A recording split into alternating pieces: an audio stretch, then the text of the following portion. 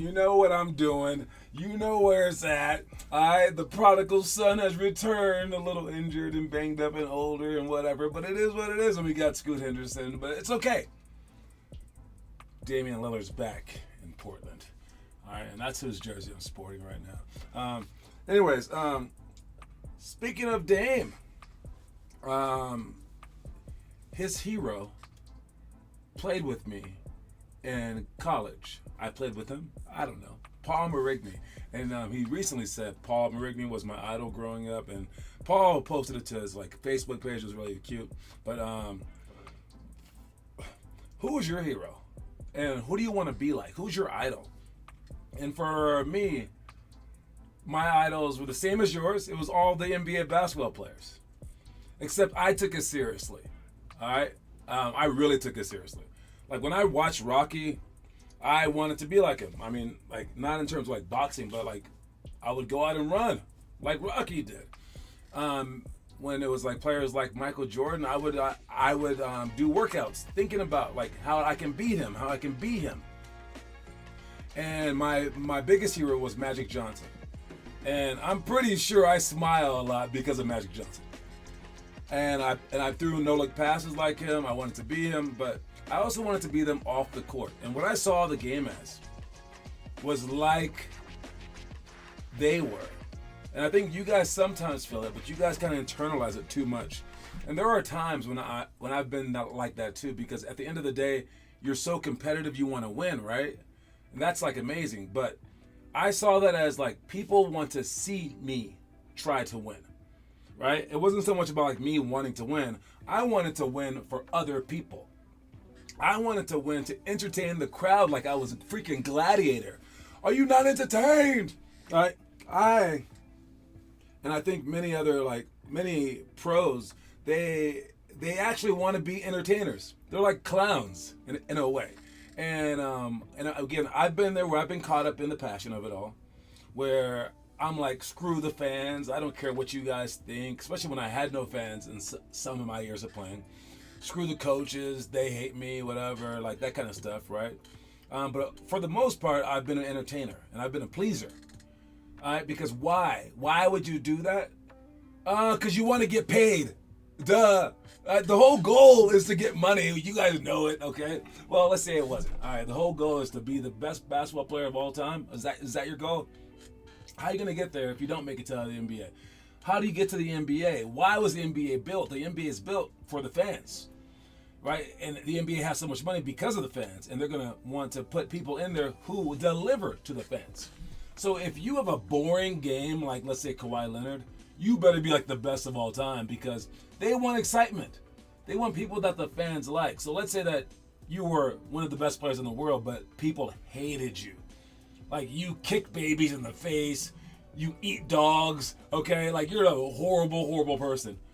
Would they kick you out the NBA? Well, yeah, unless you're I guess the best. But even then, they're I don't know about this guy. He's losing us money. All right, so I say all that to say this. There was, I think I've already said this on this show, I'm not sure, but there was a kid crying, right? And I went over to assist the kid. And I knew in the back of my mind that everyone was watching me. I was always aware that people are watching me. And usually because people were watching me a lot. I'm tall, whatever, I was athletic. And I knew that eyes were on me, and I knew that I couldn't do anything too bad in life. I didn't do drugs, I didn't smoke, didn't drink. I mean, kind of because I didn't want to. But a lot of that was so that I could look good for other people. And I know that you shouldn't care about what other people think, but we live in this world together. And I thought, not only was I looking good for them, I didn't want them thinking bad about me, but I also thought I'm inspiring other people. I thought in my mind, I knew I had so much impact. I knew if I was on the court, we had a chance to win. But I knew if I didn't smoke, I was saving people's lives. I honestly thought that. I was like, yep, they're going to see me and not smoke. And I think that is how the world works. Even the most loserish people, if they litter, other people will start to litter. It's not because they want to be like you. It's just because we're in this world together, and that's how life works. So if you work hard, as I'm trying to show you guys with all the homework stuff, you're going to inspire other people. And if you want to be an inspirational person, that's the type of person that will help their team. If you're that kind of person, that's the type of person who could maybe inspire some people to want to watch them and to want to pay money to see them. And that's the type of person that can play in the NBA. So if you're not any of those things, well, are you 7 feet tall? Oh, you're not? You're not that either? Oh, then that's bad. So if you're out there and you're like, your coach isn't entertained by you, your coach hates you because you're a jerk. Your teammates don't like you because you don't pass the ball. Your parents kind of annoyed with you because they try to get you to work out but you don't want to. And then the fans aren't entertained with your game because they're like, I think he shoots too much. He doesn't hustle. I don't know. He scored the basket, but he wasn't like, yeah. He didn't care about the fans. So like, why do we care about him? If all those people don't like you and don't want to watch you play, who's gonna pay to watch you play? Who? Who in the world will pay for you to be in the NBA? And if you're thinking, oh no, when I get there, I will magically change. No, we are habits. We are our habits. We are who we perpetually show ourselves to be. So while you're in the creation stage, before you're 18, you still have a chance to create who you are. Probably before you're like 10, to be honest. It's kind of harder once you're in high school. But you can still change yourself. Change yourself into something that people want to see. Change yourself into an NBA basketball player. Change yourself into your other heroes in lives, whether it be like Martin Luther King or Gandhi or something like that. Make yourself an amazing person right now, or else no one's gonna want to watch your show, dude. It's gonna suck. Anyways, that's my little pre-game spiel. Let's move on to the actual show. All right, we got our quote of the day. Quote of the day today is: develop an insatiable appetite for feedback. Oh my. That's a lot. For all you quote people out there who are like, I'm going to memorize the quote. I'm going to bring it to practice. I don't even think you can write this one on your hand. I mean, okay, develop, you guys know that word. And maybe you would have said a, but and. Insatiable. What the heck does that mean? Okay, we'll come back to that one. Appetite. Well, that's hunger, right? For, you know that one. And feedback. Feedback is what I give you when I criticize you or when I say that you've done well. But insatiable, what does that mean? Basically, it just means like to sate is to like fill your hunger. Okay, and insatiable means you're unable to fill that hunger. All right, unable, able, satiable, sate. All right, and okay, whatever. All right, and it means that like you can't get full of it. Like you can't have enough. So you have insatiable appetite, means like you can't stop eating this, okay? But this is an insatiable appetite for feedback. All right, and you develop. I think that's a very key word there as well, because you won't just have it probably. You're gonna have to like change who you are a little bit. You're gonna have to be like, all right, I want to get better, and I want to hear the bad stuff from everybody. Tell me, what else do I need to change? Do I need to change my shot? Do I need to change how I run? Do I need to change my attitude? What do I need to do to get better? Now, I guess you need to hear the good stuff too, so you don't accidentally change that. But I mean, I don't know. If you're good at something, they should be able to tell you once, and they shouldn't have to tell you a million times. Like if you have a decent, like, let's say a free throw, and they're telling you all the bad things about yourself, but they never mention the free throw. And you're like, what about my free throw? Can't you talk good about me? And they're like, you haven't missed one all year. I want you to say that. Spend an hour talking to me about how good my free throw is. I don't care about the rest. That's kind of silly. All right. But they should tell you, just in case you didn't know, in case you were like, I got to change everything. Let me change my free throw. And it's like, no, don't change that. So, yes, they can tell you a little bit of positive where they're like, hey, this is great about your game. This is great. This is great. This is great. Don't change those things. But chances are, you're young, you can stand to improve at every single aspect of your game. And the way that you improve is for us to point out the bad. Sadly, I know you want to hear the good. I know. But feedback is going to often sound bad. And I would say this, as long as you're not hearing too much negative feedback, take that as a positive. If they said like, 3 bad things about your shot. Dude, there's like 20 things about a shot, maybe 100. Only 3 were bad? You got a 97%, dude. Great job. All right, so develop an insatiable appetite for feedback. You're not going to remember that, especially the word insatiable. That's tough. But that's the quote of the day, nevertheless. And never the more, we're moving on to our movies of the week. All right, this is not the movies of the week. I'm stupid. This is the lion thing. The challenges. Okay, we're going to the challenges of the day. All right, the challenges of the day. We have our challenge page. One of the challenges that we're doing today is our pick and rolls workshop.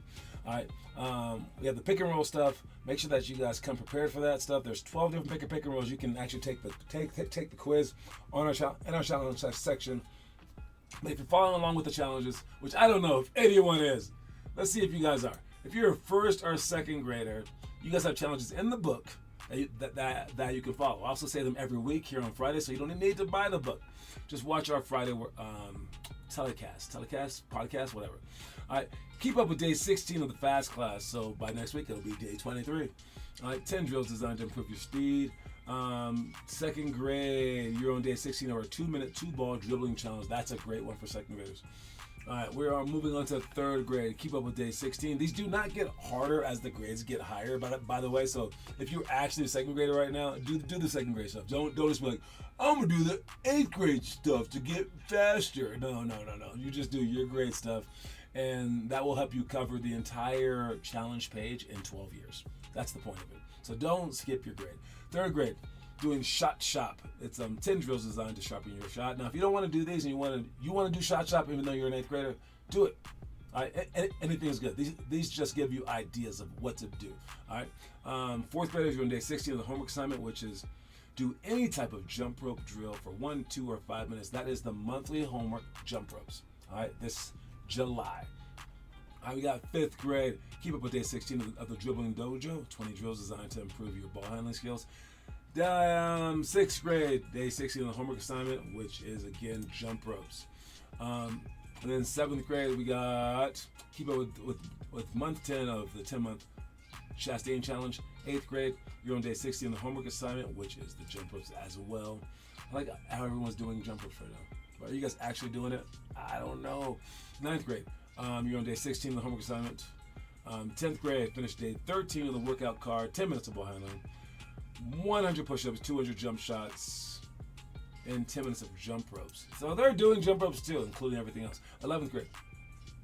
Keep up with day 16 of the 60-day challenge, rotating between dunk school, shot shop, the dribbling dojo, fast class, 10-minute drill, and mastery. 12th grade, you're on day 13 of the workout card, all that stuff that I mentioned before. So that's all the workouts that you guys are doing.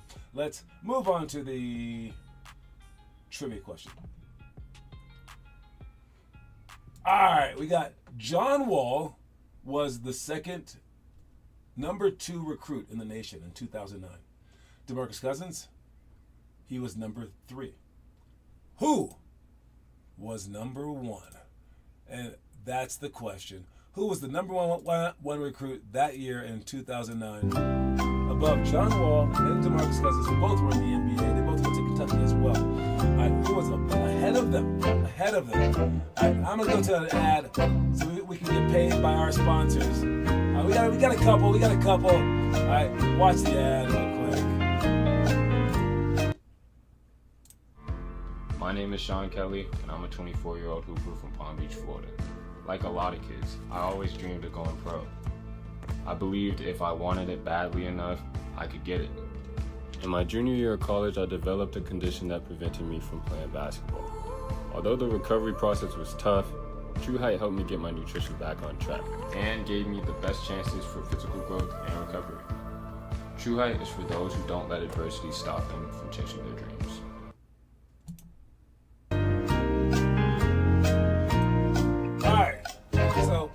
Back. That's the question. John Wall was the number 2 recruit in the nation in 2009. DeMarcus Cousins was number 3. Who was number 1? I had to look this up myself. I did not know. But it's crazy. Alright, anyways, we'll get back to that. Yeah, until the end of the show to answer it. Now we're moving on to some movies. Alright, so the movies for this month. I said them all like a couple weeks ago, but I gotta say them all again since this is a weird month. All right, the first grade movie of the month is it Brian's song? No. Is it The Mighty Ducks? Yes.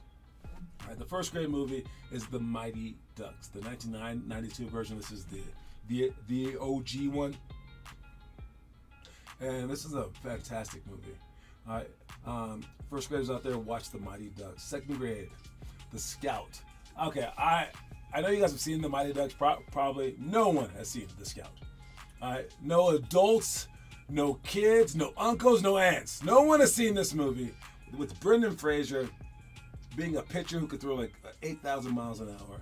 All right, but it's a King Kong story where he's like comes to America and everyone's like freaked out about him, and then he doesn't like the lights and stuff like that. But it was a cool movie when I was growing up. That's a second grade movie.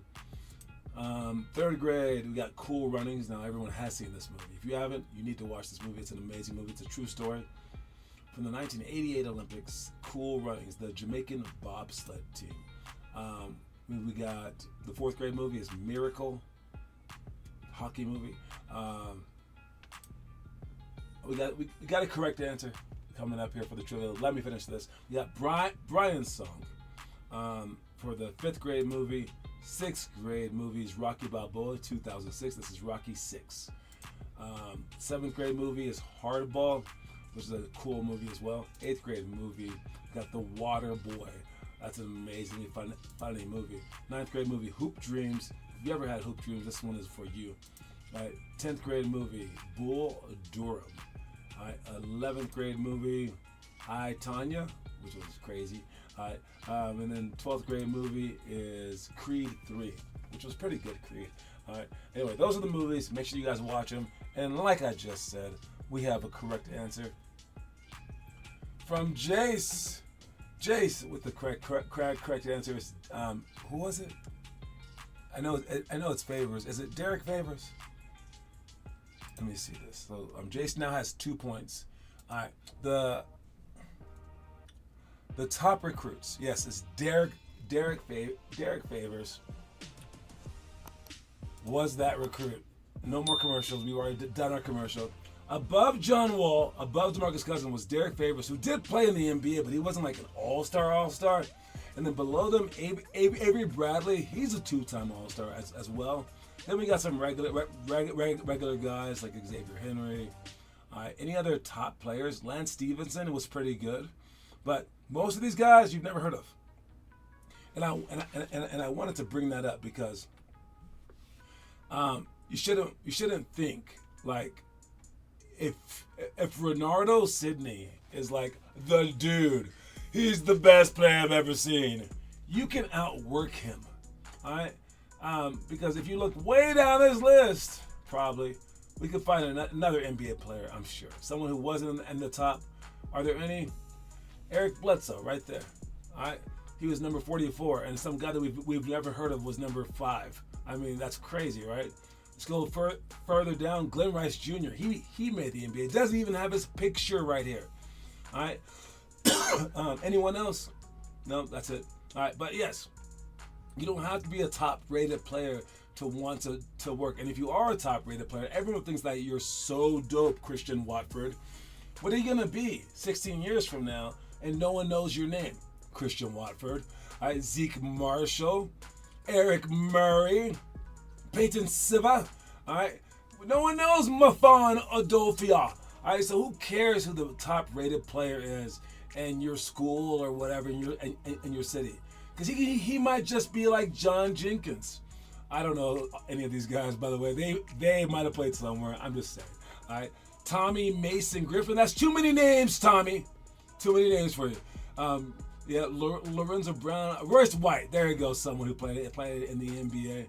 Thomas Robinson, Honeycutt, Najee Hibbert. I think he played a little bit, right? So yeah, just don't overthink things. Don't feel like sad because you might be just the number 23 player behind 22 people, but one day you'll be Mason freaking Plumlee, all right? Who's definitely an NBA star, all right? So that's how it is. Don't get caught up in the mess. keep going, keep pushing, because hard work in the end is all that matters. All this stuff does is slow you down sometimes. It could speed you up, but usually it slows you down. All right? Anyways, let's move on. We got something funny.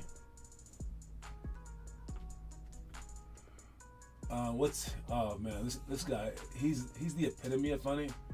Let's see what he's talking about. But when it's 5 to 6 seconds on the clock, get a ball to the best player. And if he shoot a mid-range at that point, then he shoot a mid-range. But we're not going to waste the clock trying to look for a 3, 2 seconds on the clock, and we giving it to no Why you pointing at disrespect, me? Dorian Finney-Smith with 2 seconds on the clock to make a 3. Level up. Can I see you as my crush? But when it's All right, so KD is saying that mid-range shots are not bad if they come from the team's best player. He goes, no offense, but we ain't trying to give the ball to Dorian Finney-Smith. Why would he call out a player so specifically who he hasn't played with, by the way? I don't think. Oh, wait, maybe he played with him in the Nets. I don't know. He's played with him for a while. That dude was just on LeBron's team last year. I mean, that's so random to call someone out by name like that. That's amazing. But he's right. All right? Hey, the best player shooting is oftentimes the best thing to happen. Now, he should take a good shot, but yeah, I wouldn't worry about taking like the most optimal shot, things like that too. But it's just lunacy how he just called that dude out by name. He must, okay, hopefully he texted him later and was like, yo, hey, you might see a video soon. I didn't mean nothing by it. It's so random. Reminds me of Pat Riley. He's a coach, a Hall of Fame coach. Now he's an owner in the NBA for the Heat. But he was a player for the Lakers. And on his team was Wilt Chamberlain. And he said, hey, you didn't pass me the ball that time or something like that. I don't know. And then Wilt said, there's a reason who I am and there's a reason who you are. And you're not that guy or something like that. And he took it to heart and was like, yeah, he's right. And I'm going to coach like that. And he became a really, really great coach. But yeah, dude, the job of like myself when I was a point guard was to get the ball to the best player's hands. And if it happened to be me, it's me. That if it's like a mismatch, that particular play, okay, maybe it's me, but it's usually someone else. And if you're smart enough to know that, but still work on your game so you can become more yourself, then I think that you're a pretty darn good player. Let's do a little breakdown. This breakdown is of Cooper Flag. Going baseline, scoring. He's looking pretty solid here, man. He's definitely big enough to be an NBA player, especially if he's playing the 3 like that. Slower pull up, but it's still good, man. I mean, and to do this like right away, that shot's gonna get better. I mean, again, it's kind of slow, but it's good. Now he's catching oops on the break. That could slow down our speed up. It depends on how the extra weight does him, but it's looking like he's super athletic. I mean, very, very long player as well. I don't know, how tall is he? Like 6'10"? 6'9" maybe. But yeah, I don't know if he's like superstar level, but coming out in the summer league, that's a solid start, especially for a kid who's 18 years old against like, you know, pros or at least semi-pros. I think if I have to guess, he'll be an all-star one day. Will he be all NBA? Depends on his work ethic. But from this, you can tell he has at least a semi-good work ethic. Looks like he has a good attitude as well. But only time will tell. I don't think he'll be an all-NBA guy. Because he does have his limitations. But who knows? He might work on that stuff. So I'm up in the air. I can't say what I think. I don't know. And that's a good spot to be in, I guess. All right, let's see our story of the day. Apollo Theater has hosted a bevy of talent throughout the decades. But what it's best known for is its audience's harsh reaction to poor performances. They boo mercilessly until the performer is yanked off the stage. It's this honesty that leads to its greatness, however. and that those that do succeed know they've truly made it.